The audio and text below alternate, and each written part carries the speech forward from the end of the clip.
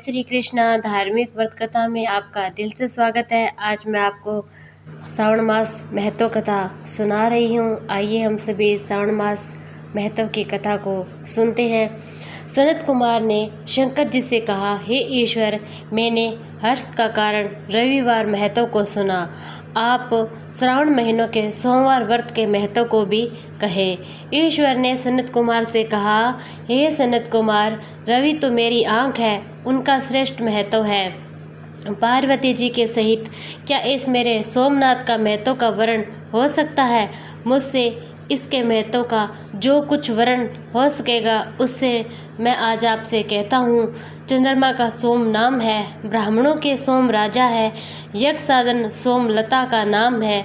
इन नामों के कारण एक चित होकर मुझसे आप इस कथा को सुनो। यह वार मेरा स्वरूप है, अतः सोम इसका नाम कहा गया है। हे विपर, इसकी व्रत विधि भी सुनो। मैं विस्तार से आपसे कहता हूँ। 12 महीनों में सोमवार व्रत करना उत्तम है। यदि 12 महीनों में व्रत करने की सामर्थ्य न हो तो श्रावण मास के सोमवार का व्रत अवश्य करना चाहिए। इस मास में सोम का व्रत करने मात्र से 1 साल व्रत करने के बराबर का फल भागी हो जाता है। श्रावण शुक्ल पक्ष के प्रथम सोमवार के दिन सोमवार व्रत का संकल्प करें और सोमवार का व्रत मैं आज करूंगा और इस व्रत से शिव प्रसन्न होते हैं। चारों सोमवार के दिन सुबह संकल्प करें। यदि श्रावण मास में 5 सोमवार आ जाए तो 5 ही सोमवार के दिन संकल्प कर शाम को शिव का अर्चन करें। सायंकाल में शिव जी का 16 सोमवार से पूजन करें। एक मन चित होकर शिव जी का श्रवण करें और इस सोमवार व्रत विधि को मैं कहता हूँ, आप इस विधि को सुनो। श्रावण महीने के पहले सोमवार का उत्तम व्रत नियम को ग्रहण करें।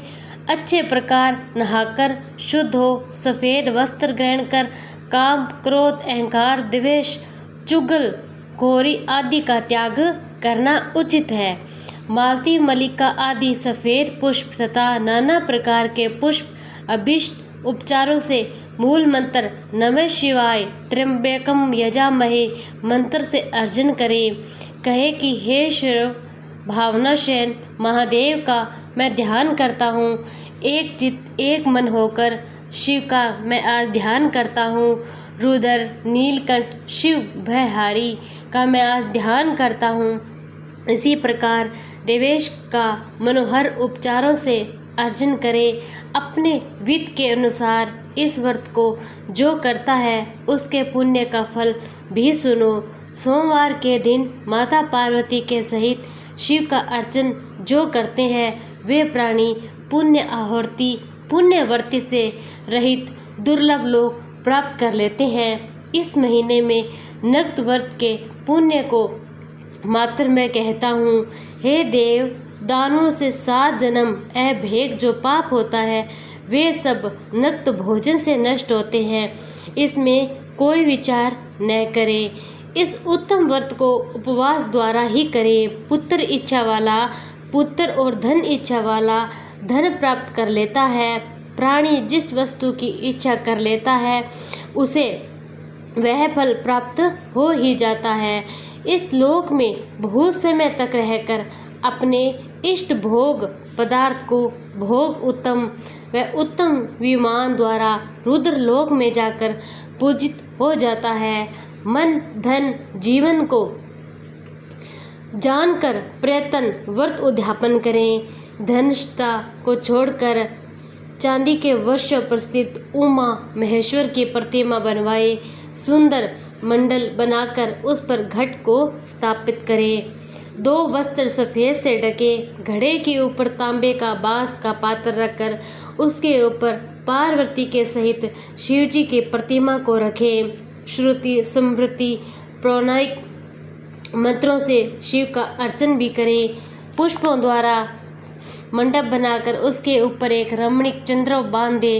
रात के समय गीत तथा वाद शब्द द्वारा जागरण करें।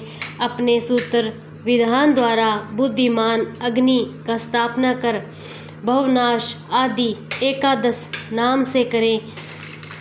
लकड़ी से 108 की आहुति दे। तिल द्वारा इस मंत्र से हवन भी करें। पुनराहुति कर्म कर आदि आहुति दे। आचार्य का पूजन अर्चन कर गो आचार्य को दे। रमणीय 11 ब्राह्मणों को भोजन कराकर उन ब्राह्मणों को एकादश घड़ा बांस के पात्र सहित दे पूजा करें। प्रधान देव तथा देव पर चढ़ी सामग्री आचार्य को देकर प्रार्थना करें, मेरा व्रत पूर्ण हो। इस व्रत से भगवान शिव प्रसन्न होते हैं और प्रसन्नता से बंधु बांधवों के सहित भोजन करें। जो इस विद्वान द्वारा इस व्रत को करता है वह जो कुछ चाहता है वह सब प्राप्त कर लेता है और शिव लोक जाकर पूजित हो जाता है।